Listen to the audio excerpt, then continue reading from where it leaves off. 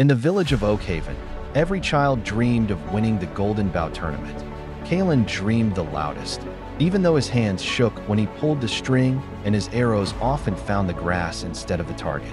While others were born with the steady aim of hawks, Kalen had to fight for every inch of progress.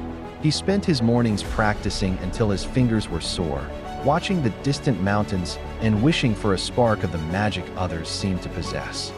Then there was Clarion. Clarion didn't need to practice. Talent flowed through him like a river. He could hit a bullseye while telling a joke, and he usually did.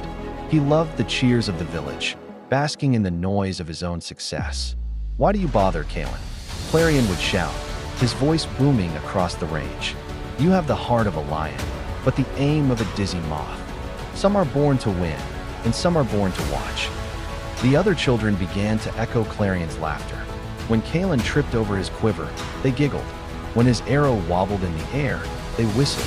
The noise was everywhere, the stinging words, the mocking whispers, and the loud, brassy boastfulness of Clarion. Kalen felt the noise filling his head until he couldn't even hear his own thoughts. He felt small, clumsy, and very much like a watcher instead of a winner. Seeking escape from the clatter, Kalen wandered into the deep woods. There, he found Master Pax, an old archer who lived in a hut made of woven branches. Master Pax didn't speak with grand words. He sat by a still pond, watching the water. When Kalen told him about his struggles and the distracting laughter of the village, the old man simply pointed to the surface of the water. "The world is loud, Kalen," he whispered, "but the power is in the hush." Master Pax taught Kalen that talent was a gift, but focus was a choice. "Clarion listens to the crowd," Pax said, dropping a pebble into the pond. "His strength depends on their noise, but you must learn to find the silence within. When the mind is still, the target becomes the only thing in the universe." He gave Kalen a simple, unadorned bow. Practice not to hit the mark, but to find the silence. For weeks, Kalen practiced in the deep woods. He learned to breathe with the wind and move with the shadows. He ignored the stinging flies and the itchy grass. He practiced with a blindfold, learning to feel the tension of the string and the weight of the air. He discovered that when he stopped worrying about the thunk of the arrow, his hands stopped shaking. The silence wasn't empty, it was full of strength. The day of the Golden Bout tournament arrived. The village square was a whirlwind of color and shouting. Clarion arrived wearing a bright red cape, spinning his bow and performing tricks for the cheering fans. He saw Kalen and smirked. "Ready to fail quietly, Moth?" he asked. Kalen didn't get angry. He didn't even blink. He looked at Clarion, but instead of a giant, he saw a boy surrounded by a cloud of buzzing, frantic noise.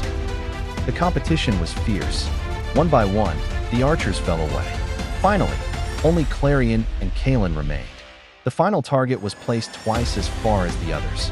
Clarion stepped up, but the crowd was now silent, waiting with bated breath. The sudden lack of cheering unsettled him. A dog barked in the distance, and Clarion flinched. His arrow took flight, but it caught the outer ring, a good shot, but not a winning one. It was Kalen's turn.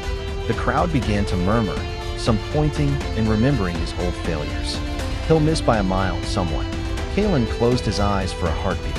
He didn't hear the whispers or the wind. He imagined the still pond in the woods.